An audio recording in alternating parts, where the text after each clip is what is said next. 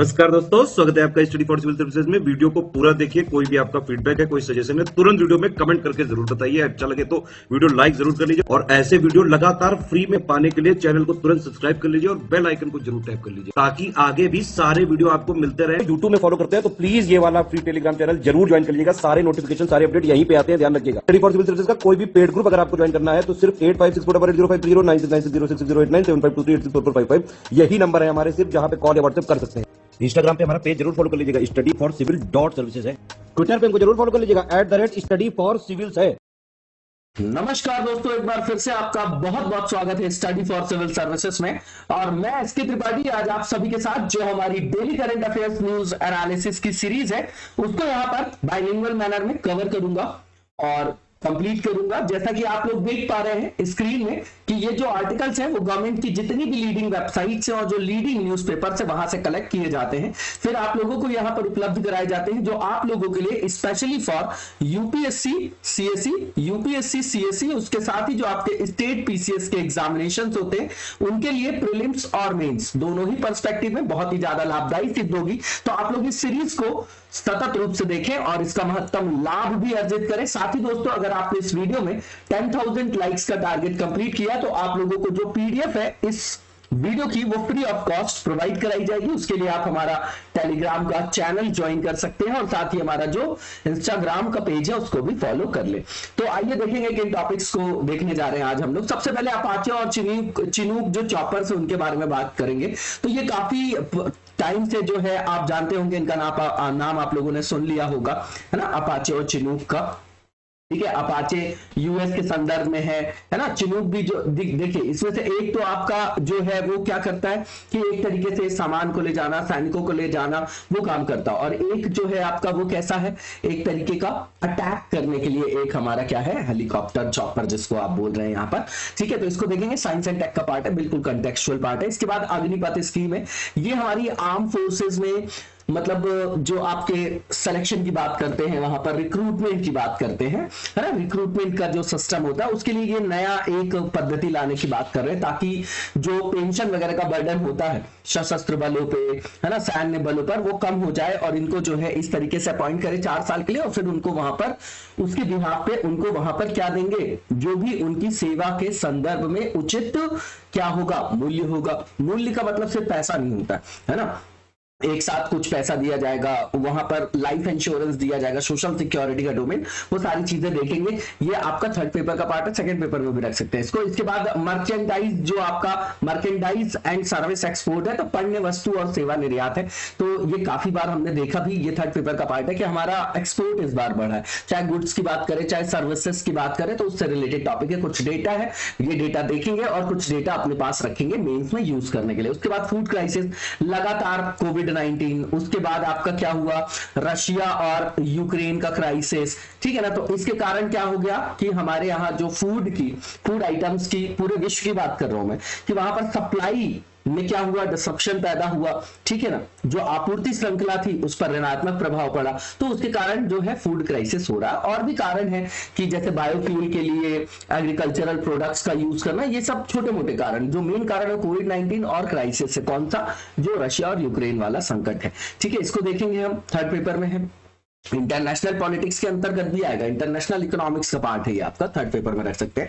Rice fortification programme, तो देखिए fortification का सीधा मतलब है कि किसी भी खाद्य पदार्थ में जो उपयुक्त जो है आपके खनिज हो गए, है ना, मिनरल्स हो गए, विटामिन्स हो गए, इनको ऐड कर दिया जाए। क्यों, ताकि जो न्यूट्रिशनल वैल्यू उसकी वो इनहेंस कर दी जाए। अब अगर ऐसा भोजन कोई भी व्यक्ति करता है, जनता अगर इस तरीके का भोजन करती है तो उसकी डाइट कैसी हो जाएगी, बैलेंस, तो उसका स्वास्थ्य कैसा होगा, अच्छा होगा, तो उनकी तबीयत खराब नहीं होगी। तो इससे क्या होगा, ओवरऑल जो है पूरे के पूरे देश का स्वास्थ्य बढ़िया होगा और उससे समग्र आयाम पर बहुआयामी फायदे मिलेंगे। चाहे आप मानव संसाधन के रूप में देखें, चाहे आप लेबर के रूप में देखें, है ना, किसी भी संदर्भ में आप देखेंगे, है ना, तो वो जो है एक स्वस्थ दिमाग, स्वस्थ शरीर में ही वास करता है। ठीक है, तो इसको देखेंगे हम, राइस फोर्टिफिकेशन प्रोग्राम, काफी पुराना टॉपिक है और इंपॉर्टेंट है हमारे लिए।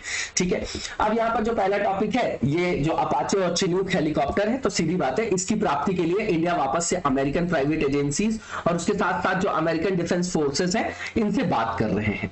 ठीक है, चिनूक के साथ साथ हम क्या चाह रहे हैं कि हमको ये भी मिल जाए, क्या मिल जाए हमको, जो आपका अपाचे है। ठीक है, अब अपाचे के बारे में थोड़ा सा देख लेते हैं। इससे होगा क्या इससे हमारी जो कॉम्बैट एबिलिटी है, योग्यता है, जो हमारी शक्ति है, वो और ज्यादा उन्नयन हो जाएगा, उसमें और ज्यादा सशक्त हो जाएंगे। तो ये जो आपका अपाचे है, ये हेलीकॉप्टर बिल्ड किया गया एक प्राइवेट एजेंसी बोइंग के द्वारा। ठीक है ना, ये आपका 2 पायलट हेलीकॉप्टर है, 2 पायलट हेलीकॉप्टर है, और ये एक तरीके का अटैक करने वाला हेलीकॉप्टर। इसका यूज नहीं किया जाता है पीपल्स और गुड्स को ट्रांसपोर्ट करने के लिए।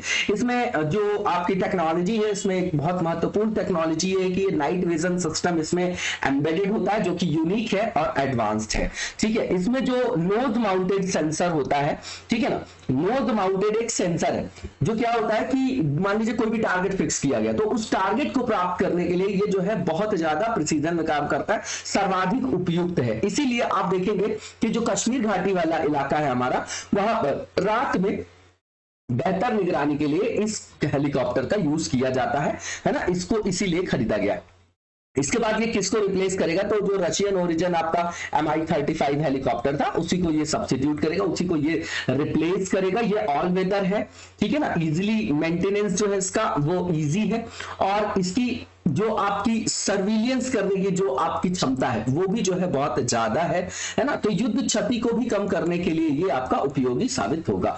इसके बाद ये केवल इस सिद्धांत में काम करता है कि शूट करो, है ना, और उसके बाद फॉरगेट, मतलब ये कि दागो और भूल जाओ, शूट फायर एंड फॉरगेट, जो प्रिंसिपल है कि एक बार दागा और भूल जाओ। ठीक है ना, और ये आपका जो आपका एंटी गाइडेड मिसाइल है या एयर टू एयर मिसाइल से और रॉकेट से, उनके लिए इसको यूज किया जा सकता है। दागने के लिए बात कर रहे हैं, है ना, डिस्ट्रॉय वगैरह की बात करें। इसके बाद चिनूक की बात करें तो multi mission heavy lift transport helicopter, ये कीवर्ड है, ट्रांसपोर्ट हेलीकॉप्टर है, तो लोगों को ले जाना, ट्रूप्स को ले जाना, है ना, आर्टिलरीज वगैरह को ले जाना, ठीक है, जो सप्लाईज इक्विपमेंट्स वगैरह है जो बैटल फील्ड में ले जाना, उसके लिए इसको यूज किया जाता है। और ये अत्यधिक जो है आपका गतिमान है, बोलते हैं कि देखिए जो दुर्गम क्षेत्र है, घने इलाके, वहां पर भी जो है ये आराम से ऑपरेट किया जा सकता है इसको। ठीक है ना, इसके बाद ये ऑल वेदर है, ये भी, और क्रूशियल है इंडियन एयरफोर्स के लिए, क्योंकि जो आपके दुर्गम क्षेत्र हैं विश्व के या भारत के, वहां पर प्रतिकूल जो इलाके हैं वहां पर भी ये सुचारू रूप से कार्य कर सकते हैं। इसके अलावा इसका यूज मिलिट्री ऑपरेशन में भी हो सकता है, सिविक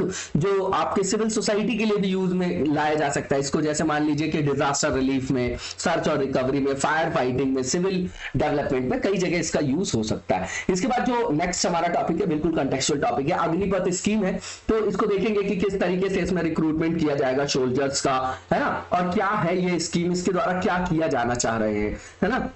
ठीक है, तो ये जो यहां पर लिखा गया है कि ये जो स्कीम है, इसके अंदर लगभग 45,000 से 50,000 सैनिकों को रिक्रूट किया जाएगा वार्षिक आयाम पर। ठीक है, और फिर इनको जो है 4 सालों में जो है इनकी सर्विसेज से जो है सेवा मुक्त भी घोषित कर दिया जाएगा।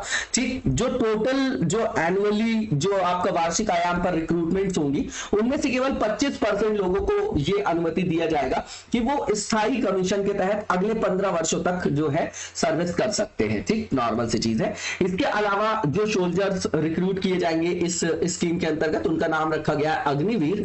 ठीक है, और ये जो होंगे आपके, ये अधिकारी रैंक से नीचे के कर्मचारी हैं, ये याद रखिएगा, अधिकारी रैंक से नीचे के कर्मचारी हैं। ठीक है, इसके अलावा इसमें जो एज होगी जिनका रिक्रूटमेंट किया जाएगा एस्पिरेंट्स की, वो 17.5 से जो है 21 ईयर्स के बीच के जो आपके होंगे, है ना, जो भी आपके एस्पिरेंट्स वगैरह होंगे, ठीक है, उनकी एज बता रहे हैं, वो एलिजिबल होंगे यहां पर अप्लाई करने के लिए। उसके बाद यहां पर भर्ती के मानक सेम रहेंगे जिस तरीके से आज तक रिक्रूटमेंट होती आई है, और इनकी जो रिक्रूटमेंट है वो रैलियों के माध्यम से 1 साल में 2 बार की जाएगी।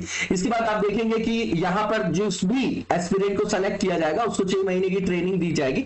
उसके बाद जो नेक्स्ट 3.5 ईयर्स है उसके लिए डिप्लॉय किया जाएगा उनको। यहां पर लाइफ इंश्योरेंस इनको दिया जाएगा 48 लाख का, है ना, 4 साल में। और अगर किसी भी मान लीजिए कोई अनसर्टेनिटी या कोई ऐसा कारण हो जाता है जिनके कारण वो शहीद हो जाए, उनकी डेथ हो जाए, तो उनको जो मिलेगा वो 1 करोड़ रुपए मिलेगा। ठीक है ना, और जो भी उनका बचा हुआ टेन्योर था उसके लिए जो है उनको पे भी किया जाएगा। ठीक, फायदे क्या है इसके, तो सबसे पहले ये कि जो बर्डन था हमारी गवर्नमेंट के ऊपर है ना, पेंशन बिल का वो मेजर कंसर्न है, उसको ये आपका क्या करेगा, काउंटर बैलेंस प्रति संतुलित करेगा, वहां पर फायदा हो सकता है। इसके अलावा जब युवा जाएंगे सशस्त्र बल में भर्ती उनकी जब ज्यादा होगी, तो जो नई टेक्नोलॉजीज है उनसे वो फ्रेंडली होते, तो आसानी से वो प्रशिक्षित हो सकेंगे, है ना। इसके बाद यहाँ पर आप देखेंगे कि जैसे कई सारी रेजिमेंट्स का नाम आप लोगों ने सुना होगा, है ना, तो वो आपका कहीं ना कहीं जो है क्षेत्र और जातिगत आयाम पर बनाए गए हैं रेजिमेंट, है ना। सेना में जो रेजिमेंट देखे होंगे आप, गढ़वाली अरवाली, ये सब आप लोग जो सुनते होंगे, तो इस योजना में कोई भी जाति, क्षेत्र, वर्ग या धार्मिक पृष्ठभूमि नहीं है। इसमें जो भी आपका व्यक्ति रिक्रूट होगा, जो भी आपके एस्पिरेंट्स जो है वो आपके अगर वहां पर रिक्रूटमेंट उनका होता है, उनको रिक्रूट किया जाता है, तो मौजूदा रेजिमेंट का हिस्सा बनने की उनको अनुमति दी जाएगी। तो कहीं ना कहीं जो है इक्वालिटी को, ये आपका सेकुलरिज्म को ये बढ़ावा दे रहा है। उसके बाद आप देखेंगे कि ये स्कीम जो है ये एक तरीके से एम्प्लॉयमेंट अपॉर्चुनिटी को भी बढ़ा रही है, स्किल भी डेवलपमेंट होगा, लोगों का जो ट्रेनिंग वगैरह किए करेंगे उनको एक्सपीरियंस भी मिलेगा, है ना, 4 सालों का। तो इससे वो जो है एक्टिव जो है आपके एक सशक्त मानव संसाधन के रूप में उभरेंगे और ओवरऑल देश की अर्थव्यवस्था जो है वो सुधरेगी। और यहाँ पर जो 4 ईयर की जो ट्रेनिंग है, इससे उनकी स्किल में एनहांसमेंट होगा, वही बता रहे हैं। तो ओवरऑल प्रोडक्टिविटी में जो है वो पॉजिटिव गेन होगा इंडिया को, और जीडीपी ग्रोथ भी बढ़ेगी हमारी। एवरेज एज की बात करें अगर, अभी सेना की अगर औसत आयु की बात करें तो अभी 32 ईयर है लगभग। जो आपकी जो इस तरीके की रिक्रूटमेंट से कितनी हो जाएगी, अब यहाँ 17.5 से 21 साल के बीच के एस्पिरेंट्स को लिया जा रहा है, तो वो आपकी कम हो जाएगी और 26 तक हो सकती है, 6 से 7 सालों में घटकर कितनी हो जाएगी, 26। ठीक है, जो क्या करेगा, क्रिएट करेगा फ्यूचर रेडी सोल्जर्स को। अब यहां पर मर्केंडाइज एंड सर्विस एक्सपोर्ट है, तो ओवरऑल हमारा एक्सपोर्ट जो है जंप हुआ है 24% मई 2022 में। ठीक है, ये आप अपने पास डेटा रख सकते हैं, इंपॉर्टेंट है। अब यहां पर डेटा ही डेटा है, कुछ डेटा अपने पास रखना है कि मई 2022 में भारत का जो टोटल एक्सपोर्ट हुआ है, इसमें टोटल में दोनों चीजें, सर्विसेज भी आएंगी और आपका मर्केंटाइज भी आएगा। मतलब क्या, इसको क्या बोलते हैं, पण्य, मतलब वस्तु। ठीक है, तो इसका जो अनुमान है $62.21 बिलियन होने का अनुमान है, जो पिछले साल के कंपैरिजन में देखें, ऐसे कंपेयर करते हैं जैसे इस बार का मई 2022 लिया तो मई 2021 से, तो वो जो परसेंटेज वाइज जो पॉजिटिव गेन हुआ है 24.03 है। ये इंपॉर्टेंट है डेटा हमारे लिए, अपने पास रख सकते हैं। इसके बाद जो वस्तुओं का एक्सपोर्ट किया गया मई 2022 में, वो बताया जा रहा 38.94 बिलियन डॉलर है ना। तो ये पिछले साल 2021 मई में 32.30 बिलियन डॉलर था, जिसमें इंक्रीमेंट देखा गया 20.55%। परसेंटेज बस याद रख के हम अपना काम चला सकते हैं, है ना। और इसके बाद जो एस्टिमेटेड वैल्यू है सर्विस एक्सपोर्ट की, तो बोल रहे हैं कि 23.28 बिलियन डॉलर है। इसमें भी पॉजिटिव ग्रोथ हुई है 30.32% की। ठीक है, जो आपका मई 2021 से, फिर ये डेटा वगैरह याद करने की जरूरत नहीं है। उसके बाद ओवरऑल जो इंपोर्ट है, जिसमें वस्तु और सेवाएं दोनों को अगर संपर्क करके देखें, ऐड करके देखें, तो ये लगभग 77.65 बिलियन डॉलर है ना। तो पिछले साल से इस साल में जो आपका वहां पर इंक्रीमेंट हुआ है सेम पीरियड में, तो 59.19% हुआ है। ठीक है ना। इसके बाद जो ओवरऑल इंपोर्ट है अप्रैल मई 2022 में, ये आपका जो है, इसको भी बोला जा रहा है कि सेम पीरियड अगर लेते हैं हम, तो उसमें भी पॉजिटिव ग्रोथ देखी गई है 45.44% की। यहां पर ट्रेड डेफिसिट की बात करें हम वस्तुओं के आयाम पर, तो मई 2022 में ये आपको 24.29 बिलियन है ना, डॉलर जो है, यूएस डॉलर। और पिछले साल ये 6.53 बिलियन डॉलर था मई 2021 में, तो इसमें भी इंक्रीमेंट हुआ है 271.96%, है ना। इसके बाद 2022 में जो आपका सर्विस ट्रेड बैलेंस है ना, ये आपका 8.85 बिलियन डॉलर है, जिसमें इंक्रीमेंट हुआ है 11.85%, कब से, 2021 मई से। ठीक, इसके अलावा जो नॉन पेट्रोलियम और नॉन जेम्स और ज्वेलरी एक्सपोर्ट और इंपोर्ट की बात करें अगर अपन, तो इसमें भी जो आपका पॉजिटिव ग्रोथ देखा गया है, वो कितना देखा गया है, 13.10 और 31.66, है ना, सेम पीरियड पे। ये डेटा कुछ अपने पास रख लीजिएगा, ज्यादा डेटा में उलझना नहीं है, ज्यादा परेशान नहीं होना है। ये जो 2% बताया गया है यहाँ पर, ये आपका निर्यात और आयात के संदर्भ में बताया गया है।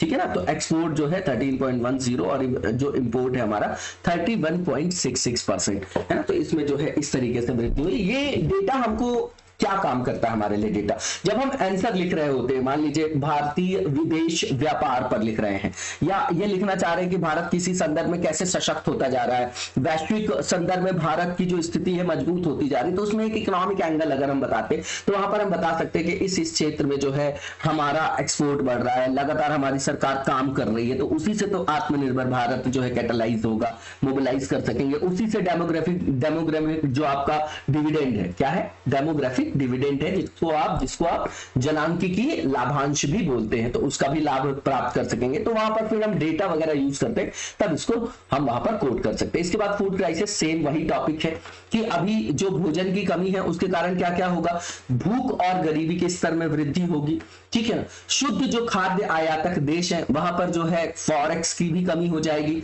ठीक है ना। इससे जो आप देखिए भूख और गरीबी इसी से जुड़ा हुआ आपका क्राइम भी है ना।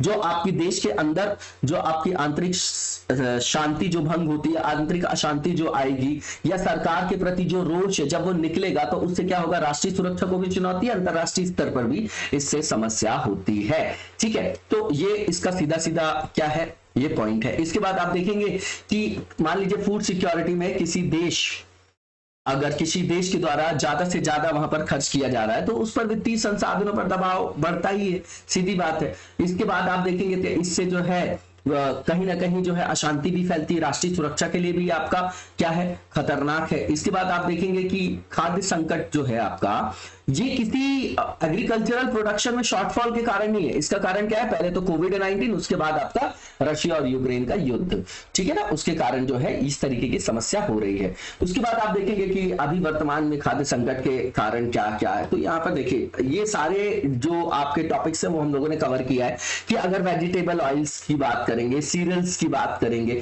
तो इसका बहुत बड़ी मात्रा में जो है वैश्विक स्तर पर कारोबार होता है। अब वैश्विक स्तर पर जब इसका आदान प्रदान, आयात निर्यात बंद हो जाएगा, जो आपका एक्सपोर्ट करने वाले कंट्री वो एक्सपोर्ट बंद कर देंगे, तो उससे क्या होगा, सप्लाई डिसरप्शन हो जाएगा, उसकी आपूर्ति श्रृंखला में बाधा उत्पन्न होगी, जिसका प्रभाव पड़ेगा और खाद्य संकट सामने आएगा, ठीक है। तो ये जो है आपका बताया जा रहा है कि वनस्पति तेल और अनाज का पैटर्न बता रहे हैं, तो उसमें ये बोलते हैं कि उत्पादित और उपभोग जितना भी किया जाता है उसमें से लगभग 38% वनस्पति जो ऑयल होता है, तेल होता है, उसका वैश्विक स्तर पर कारोबार होता है, ठीक है। इसी तरीके से मक्के की बात करें, गेहूं की बात करें, वो डेटा लिखा हुआ है, रोज हम लोगों ने डेटा अपने पास लिखा है, उसी डेटा को अपने पास रखिएगा, है ना, ठीक है। यहां पर बता रहे हैं कि गेहूं के मामले में अगर वैश्विक मांग को पूरा करने के लिए टोटल जो व्यापार किया जाता है उस पर निर्भरता 25% है, जबकि चावल की बात करें तो वो 1/10 पार्ट है। मक्के के लिए व्यापार निर्भरता 16% है। तो जब इतनी निर्भरता है, पूरे विश्व में जो है आदान प्रदान हो रहा है, एलपीजी के बाद एक्सपोर्ट इंपोर्ट हो रहा है, तो जहां पर उन चीजों पर नहीं उगाया जाता वो तो उन पर डिपेंडेंट है। अब जो डिपेंडेंट है वो तो टोटल जो है वो किसमें लॉस में आ जाएंगे, क्यों, क्योंकि उनकी तो फूड सिक्योरिटी जो है इनसिक्योर हो गई। उसके बाद जैसे मान लीजिए कि हम क्रूड ऑयल करते हैं इंपोर्ट, ठीक है ना, क्रूड ऑयल करते हैं, अगर क्रूड ऑयल के प्राइसेस बढ़ जाते हैं तो हमारी सरकार को घाटा होता है कि नहीं होता है, होता है ना। वैसे ही खाद्य पदार्थों में भी है, ठीक है। अब यहां पर यह समझिएगा कि ये स्पष्ट है कि अगर इसमें वैश्विक व्यापार में किसी भी तरीके का हर्डल या बाधा आती तो उनका प्रभाव क्या होगा, उन वस्तुओं पर अधिक होगा जिनका व्यापार ज्यादा होता है और मैक्सिमम चीजों का व्यापार होता है, ठीक है ना। अगर खाद्य पदार्थों की बात करें, हम लोग जैसे उर्वरक है, अब इसका हम क्या करते हैं, इंपोर्ट करते हैं उर्वरक को ज्यादा से ज्यादा 70-80%। अब अगर नाइट्रोजन के मतलब जो आपके उर्वरक है, चाहे नाइट्रोजनी कृत हो या अलग से हो, तो कहने का मतलब ये कि आपके जो उर्वरक है अगर उनका रेट बढ़ गया तो क्या होगा, हमारे यहाँ जो एग्रीकल्चरल इनपुट है वो बढ़ जाएगा, कृषिगत जो आगत है वो बढ़ जाएगी, तो अल्टीमेटली उससे क्या होगा, रेट बढ़ाना पड़ेगा ना हमको फूड आइटम्स का, ठीक है। और वहां पर इन्फ्लेशन वैसे भी ज्यादा है तो आम लोगों की पहुंच से बाहर हो सकता है वो, ठीक है। बहुत सारे उसके जो है डोमिनो इफेक्ट होते हैं। इसके बाद आप देखेंगे कि कई एक रीजन ये भी बता रहे हैं कि जो बायोडीजल होता है, जैव ईंधन, उसके उत्पादन के लिए, उसको बनाने के लिए जो है खाद्य फसलों का उपयोग किया जा रहा है। तो जो पहले फूड आइटम्स का उपयोग केवल कंजम्पशन में हो रहा था, ह्यूमंस के, मानव के कंजम्पशन में हो रहा था, लेकिन खाने वाने की यूज में आ रहा था, खाने के उपयोग में आ रहा था, लेकिन अब आप देखेंगे तो उसका क्या हो गया कि उसका फ्यूल बनाने के लिए यूज करेंगे, तो एक तरीके का विचलन है उसका। तो इसके कारण भी जो है ये क्या हो गया, बोल रहे हैं कि खाद्य संकट बढ़ रहा है। ठीक है ना। इसके यूज की बात करें, अगर 2003 का डेटा बता रहे हैं कि पहले जो है बायोडीजल के लिए जो उपयोग किए जाने वाला वनस्पति तेल था, उसका जो रेशियो था 2003 में 1% था, 2011 में 11% हो गया, 2021 में ये 15% तक बढ़ गया है। ठीक है। अब तर्क के माध्यम से अपनी बात को सशक्त कर रहे हैं यहाँ पर। ठीक है। इसके बाद ये भी बोल रहे हैं कि कच्चे तेल की जब कीमतें एकदम से बढ़ जाती है, क्रूड ऑयल को देखिए अभी मतलब बहुत ज्यादा मतलब हायर लेवल पे वो आपका ट्रेड कर रहा है, बहुत हायर लेवल पे उसका प्राइस है ना। मतलब 10,000 की रेंज में अगर वो अभी आपका चल रहा है, क्रूड ऑयल की बात करें, WTI क्रूड ऑयल की, तो एक स्तर से बहुत ज्यादा बढ़ गया उसका रेट। अब अगर उसका रेट बढ़ गया तो जितनी चीजों का परिवहन होता है, हर चीजों का, आप भारत देश को लीजिए एग्जाम्पल में कि हमारे यहाँ सड़कों के माध्यम से आज भी सबसे ज्यादा ट्रांसपोर्टेशन होता है, तो जिस चीज का भी ट्रांसपोर्टेशन बढ़ गया तो भैया उसका मूल्य बढ़ गया ना। तो आम आमतौर पर जो वो बोझ आएगा वो सामान्य नागरिकों पर आएगा कि नहीं आएगा, आएगा। तो यहां पर यह भी बताया जा रहा है कि जब इसकी कीमतें कच्चे तेल की एकदम से बढ़ जाती तो लोग वहां पर स्विच करते कि भैया हम बायोडीजल बना ले, एथेनॉल बना ले, है ना। अब उसके लिए जो तिलहन और अनाज का उपयोग करते हैं और उनको लगता है कि वो ज्यादा लाभकारी, तो ये भी एक तरीके का विचलन है। उसके कारण भी जो है खाद्य पदार्थों का जो आपका प्राइस है वो बढ़ रहा है। इसके बाद यहाँ पर ये भी बता रहे हैं कि जैव ईंधन के लिए खाद्य फसलों का उपयोग करना तो अपरिहार्य है, और वो इसलिए भी किया जा रहा है कि भैया रिन्यूएबल एनर्जी रिसोर्सेज को बढ़ाना है ना, अक्षय ऊर्जा संसाधनों को बढ़ाना है। क्यों? क्योंकि क्लाइमेट चेंज है, ग्लोबल वार्मिंग है, इस तरीके की जो आपकी समस्या है उससे भी जो निजात पाना है हमको। जिसके बाद यहाँ पर ये भी बता रहे हैं कि उर्वरक और जो अन्य कृषि के अंतर्गत यूज करने वाले जो रसायन है उनकी कीमतों में भी वृद्धि हो रहा है। तो उसके कारण क्या है कि अगले जो आपका मौसम में फसल की जो खाद्य कीमतें हैं, फसलों की जो कीमतें, खाद्य पदार्थों की जो कीमतें, उसमें वृद्धि देखी जा सकती है, बढ़ोतरी की उम्मीद है उसमें, है ना। मैंने पहले ही बताया कि उर्वरक की जो अंतरराष्ट्रीय कीमत है उसमें 150% की वृद्धि देखी गई है। ठीक है। तो इससे क्या हुआ कि हम तो बहुत सारा इंपोर्ट करते हैं तो हमारे ऊपर तो बर्डन आया ही, ऊपर से जो खाद्य पदार्थ थे उनकी आगत बढ़ गई तो उनका रेट बढ़ गया। ठीक है। गेहूं के निर्यात पे जो भारत ने प्रतिबंध लगाया है, तो ये भारत जो है गेहूं का बहुत छोटा निर्यातक है ना, पूरे वैश्विक आयाम पर देखें तो इससे कोई बहुत बड़ा फर्क नहीं पड़ने वाला है। इसके बाद आप देखेंगे कि भारत की हिस्सेदारी जो वैश्विक गेहूं व्यापार में है वो 0.1% से 1% के बीच है। इसके बाद आप देखेंगे कि जो प्रतिबंध लगाए जाने के बावजूद भी इस साल भारत ने बहुत सारा गेहूं का निर्यात किया। आगे का रास्ता ये है, सीधी बात है कि यहां पर पहली चीज तो ये, कोई भी देश अतिरिक्त निर्यात की अनुमति देके अपने स्वयं की फूड सिक्योरिटी पर नेगेटिव इंपैक्ट तो नहीं डालेगा, क्योंकि राष्ट्रीय हित जो है सब देशों के लिए क्या है, सर्वोपरि। दूसरी चीज आप देखेंगे कि इंडिया को यहां पर थोड़ा लिबरल पॉलिसी को स्ट्रैटेजिक डोमेन में अपनाना चाहिए, जो कि वो लगातार करती आई है। तो उसमें थोड़ा सा लिबरलिज्म लाना चाहिए, जैसा कि अतीत में किया गया है ना, लेकिन वहां पर राष्ट्रीय हित को सर्वोपरि रख के। इसके बाद आप देखेंगे कि जो आपका बफर स्टॉक पॉलिसी होती है उसको बिल्कुल मेंटेन करने की जरूरत है कि मान लीजिए कि कोई भी आपका वहां पर इस तरीके की सिचुएशन आती है जो अनएक्सपेक्टेड हो, या रशिया यूक्रेन टाइप का संकट आ जाता है, या और कुछ कारण आ जाता है जिसके कारण कोई आपदा आ जाए, तो उनसे बचने के लिए बफर स्टॉक को रखा जाता है ना। तो उस पॉलिसी को बिल्कुल स्ट्रेंथन करने की जरूरत है, क्योंकि वो मेंटेन कर पाएगी कि जब भी सप्लाई और डिमांड का साइकिल जो है आपका क्या होगा, इम्बैलेंस होगा, है ना, तो वहां पर क्या करेंगे हम कि यहां से हम हमारे पास जो भी खाद्य पदार्थ है उनका फ्लो हम मार्केट में बना देंगे। तो उससे क्या होगा कि प्राइस में बहुत ज्यादा फ्लक्चुएशन नहीं होगा, प्राइस स्टेबिलिटी को हम मेंटेन कर पाएंगे। मान लीजिए कुछ भी कारण से अगर ग्लोबल प्राइसेस में शॉक देखा जाता है तो, ठीक है। तीसरी चीज ये यहां पर बताया जा रहा है कि जैसे हरित क्रांति टेक्नोलॉजी वगैरह थी, उस तरीके की और भी टेक्नोलॉजी की अब विश्व की जरूरत है। इसके लिए आपको एग्रीकल्चरल सेक्टर में R&D करने की आवश्यकता है और उसके द्वारा प्रोडक्टिविटी को बढ़ाने की आवश्यकता है, ठीक है ना। और यहाँ पर जो फूड क्रॉप्स का डाइवर्जन है बायोफ्यूल के लिए, उसको बहुत ही रैशनल और केयरफुली जो है उसको मोबिलाइज करने की आवश्यकता है, ताकि जो फूड की अवेलेबिलिटी वो तो कम से कम बनी रहे, उसमें प्रॉब्लम ना हो कि हम ईंधन बनाने में लग गए और फूड की ही जो है आपकी अवेलेबिलिटी जो है वो कम हो गई, ठीक है। इसके अलावा जो भी फैक्टर्स हैं आपके ग्लोबल वार्मिंग से रिलेटेड, क्लाइमेट चेंज से रिलेटेड, उसके कारण भी कहीं ना कहीं जो है आपूर्ति श्रृंखला पर जो है अवरोध, बाधा उत्पन्न हो रही है।